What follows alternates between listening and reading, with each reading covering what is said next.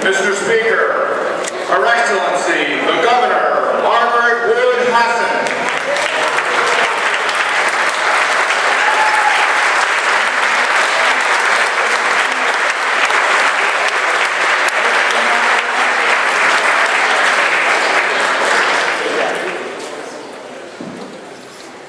The House will attend to a prayer by House Chaplain Reverend Kate Atkinson, Rector of St. Paul's Church in Concord.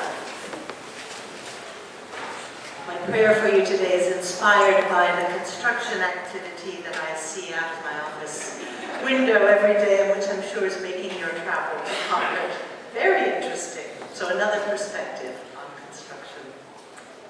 Creator God, we marvel at the intricacy of the world around us. We see the miracle of pattern and symmetry, structure and form, light and color, and we are humbled and amazed. Then we look at the work we are called to do, and we see that we are all designers, architects, engineers, and builders. We are all artists, composers, and co-creators of a world and a people entrusted to our care. Help us believe in the power of your creative spirit. Inspire us to rethink what is failing, to restore what is broken, and to recognize without regret what has run its course. We give you thanks for trusting us to honor your artistry with our own. Help us to see clearly, to work confidently, and to take pride in what we do.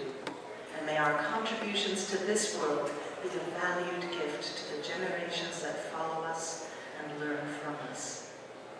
Amen.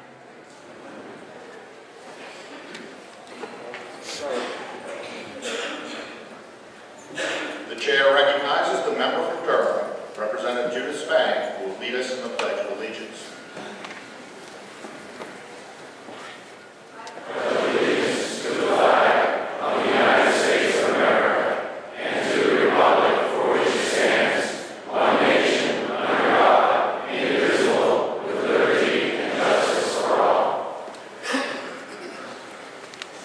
The chair recognizes members from Walpole, Representatives Tara Sad and Lucy Weber, who will now lead us in singing our national anthem.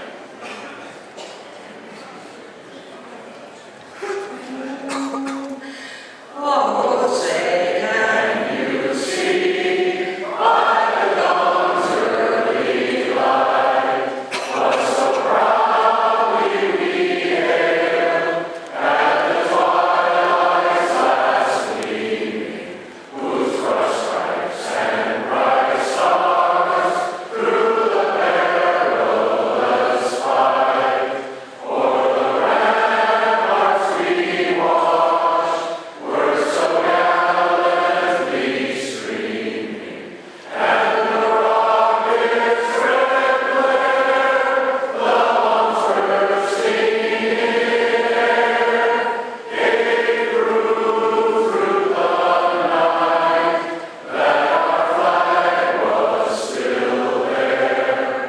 Oh, say does that star-spangled banner yet wave o'er the land of the free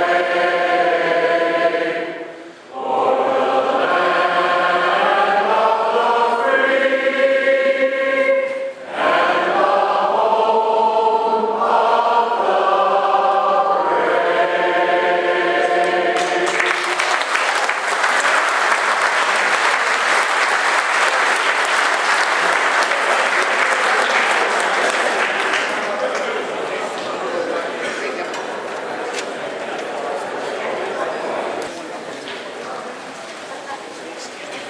The majority of the Committee on Criminal Justice and Public Safety, to which was referred Senate Bill 116, an act repealing the license requirements for carrying a concealed pistol or revolver, having considered the same, report the same with the following amendment and with the recommendation that the bill might be passed with amendment. Representative John A. Burt for the majority of the committee. The minority of the committee, having considered the same and being unable to agree with the majority, report the following resolution. Resolved that it is inexpedient to legislate Representative Len DeSesa for the minority of the committee. The question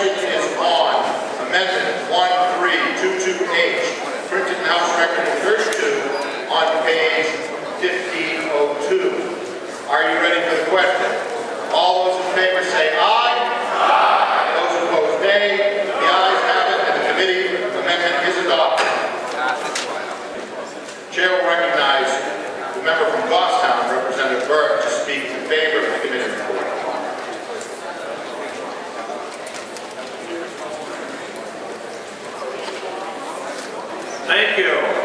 Mr. Speaker. Mr. Speaker, I ask you to support Senate Bill 116, and let me tell you why. There are no new classes of people who can carry firearms. All this it does is allow those that can carry openly to wear a coat. This bill puts officers back on the streets where they are needed and not behind a desk doing paperwork. This bill corrects the current issues with the license system and gives a clear requirement for who can be issued a license. And lastly, Mr. Speaker, there are currently 20 states that are looking at constitutional carry. 20.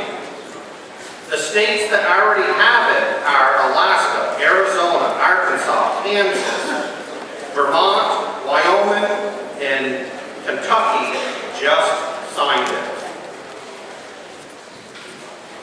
Maine is going to be next.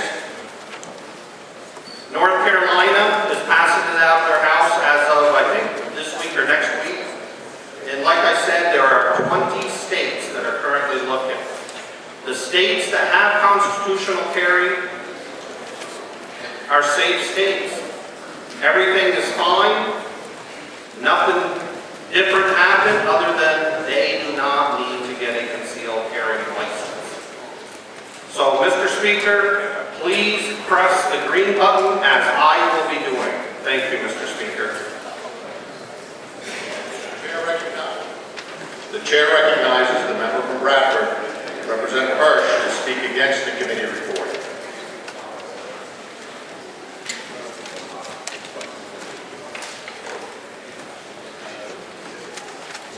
Thank you, Mr. Speaker. Honorable colleagues, just a week ago, a public policy polling released a survey of New Hampshire voters. From this April 21st report summary, I wish to relate the following. 71% of voters in New Hampshire oppose SB116, a proposed bill to let people carry a concealed gun without a license, while only 23% are supportive of it. And this overwhelming opposition to the bill is bipartisan. Responding Democrats, Independents, and Republicans all were against this bill.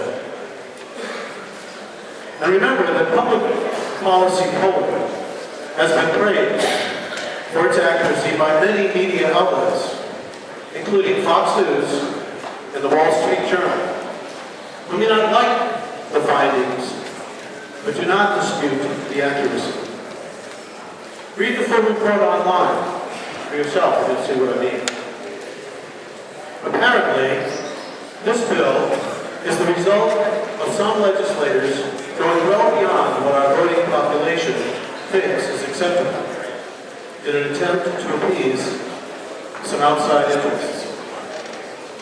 Clearly, SB 116 does not represent the will of the majority of New Hampshire voters who put us here.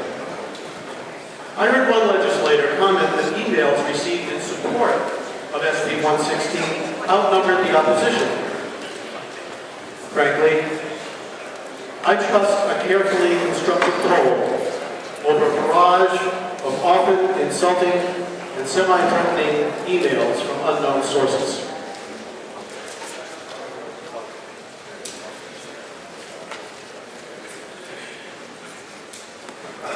An expanding presence of concealed guns, as SB 116 will surely create, increases the risk that everyday disagreements could tragically escalate, especially in places where disputes frequently occur, in bars, in sporting events, or in traffic.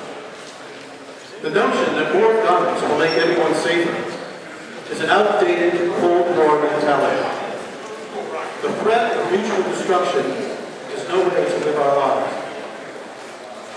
SB 116 turns its back on 90 years of unchallenged New Hampshire statute that has helped make New Hampshire one of the safest states in the country. As for Vermont, we heard a lot about Vermont in committee. Never having a law in one place is quite different in its cultural influence than suddenly abandoning a similar law that has been somewhere else for 90 years. And there's no compelling reason to abandon this law. Besides, Vermont has instituted a sales tax, an income tax, GMO labeling, a bottle bill, and given us Bernie Sanders. Let's be more like Vermont. Vermont is not an argument for SB 116, and New Hampshire is not Vermont. SB 116 turns its back on law enforcement, who knows that the current permitting process helps prevent unsuitable persons from carrying concealed weapons. And current law reviews applicants every 4 years. Much can happen in a person's life over 4 years that might alter that suitability. SB 116 turns its back on victims of domestic violence who lose that thin layer of protection the concealed carry permit application and review process provides. And current laws do not prevent victims of domestic violence from defending themselves.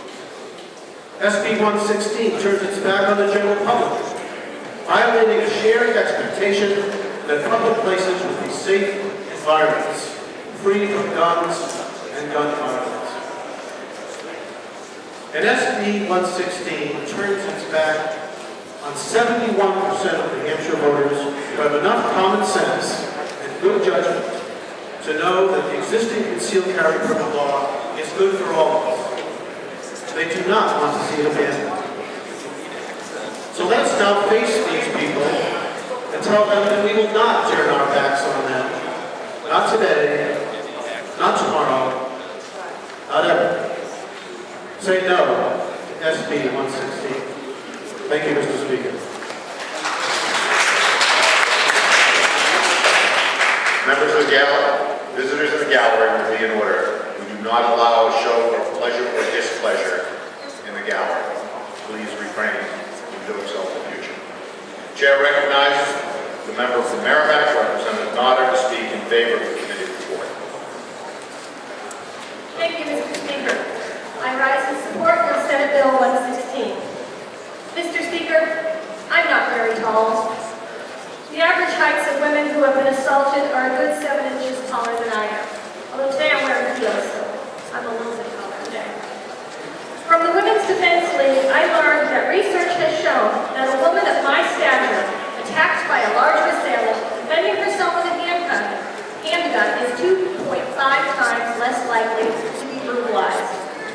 The New Hampshire and federal firearm laws allow me to keep a loaded handgun in my home to protect my family and myself if someone were to break in and try to assault one of us.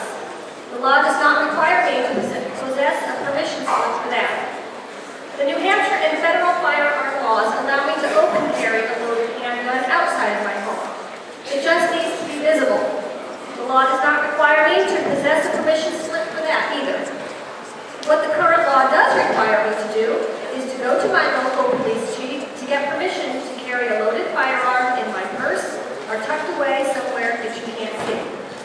Senate Bill 116 will remedy this. We didn't need to get permission 93 years ago.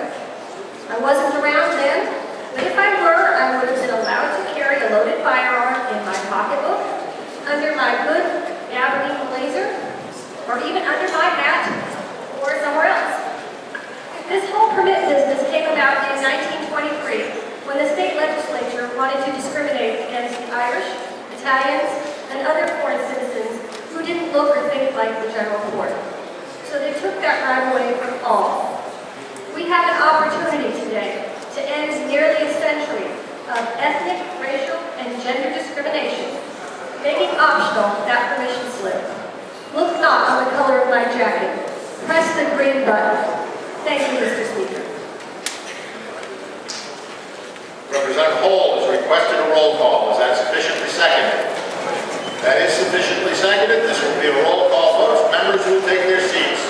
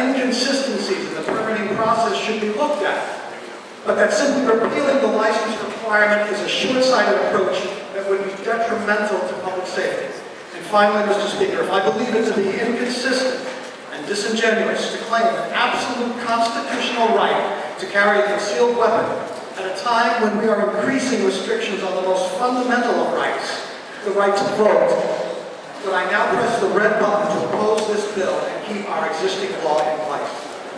The question is on the adoption of the committee report on Senate Bill 116. If you are in favor, you will press the green button. If you are opposed, you will press the red button. The chair recognizes Representative Fall for a parliamentary inquiry.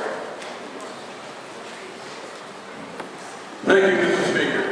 If I know that after nearly 44 years in law enforcement, the criminals do not apply for permits, and if I further believe that passing Senate Bill 116 will result in basically no change to those who decide to carry or not carry, and still provides the ability for a person who seeks to carry in states that require reciprocity to obtain a permit, but I now press the green button. The question is on the adoption of the committee report on Senate Bill 116. This is a roll call vote. If you are in favor, you will press the green button. If you are opposed, you will press the red button. Voting stations will be open for 30 seconds.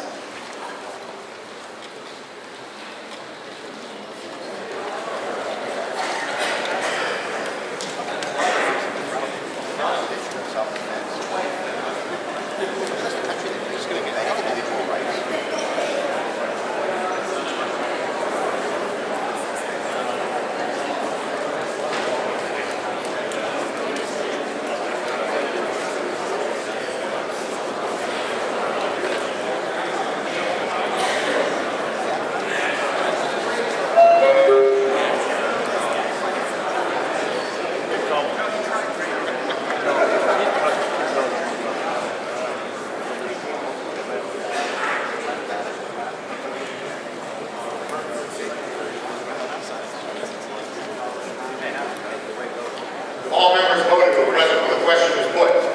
The House will attend to the state of the vote. There have been 212 votes in the affirmative, 150 in the negative. The committee report is adopted.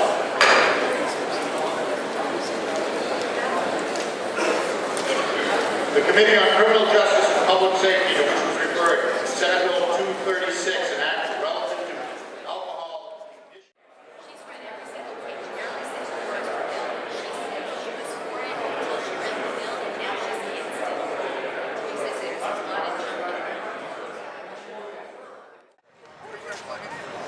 Good afternoon. My name is Susan Olson. I'm with the Women's Defense League. I'm here in front of the State House in Concord. It's Wednesday, April 29th, and we just left the House gallery after Senate Bill 116, a bill to eliminate the pistol and revolver license in the state of New Hampshire, passed by a resounding margin. This vote culminates almost a year's worth of work by the New Hampshire gun organizations. We believe this is not only a bill that's good for New Hampshire, it's a bill that's good for women, it's a bill that eliminates statutorily imposed discrimination that's been on the books in New Hampshire for more than 90 years. The next step, because there was an amendment adopted, it's going to go back to the Senate perhaps next week, I'm not sure, and they will either concur or not, or we'll go to a conference committee, but we fully expect the Senate to concur. After that, it'll go to the desk of Governor Hassan. And while we don't know how she's going to vote, I am hopeful, because I know Senator, I knew the governor when she was a senator, and if she does one thing, it's listen to both sides, it's do her homework, and I fully expect that Governor Hassan will see the merits of the bill, will support women's rights, will support equality, and vote to end discrimination, and that she will sign Senate Bill 116 into law.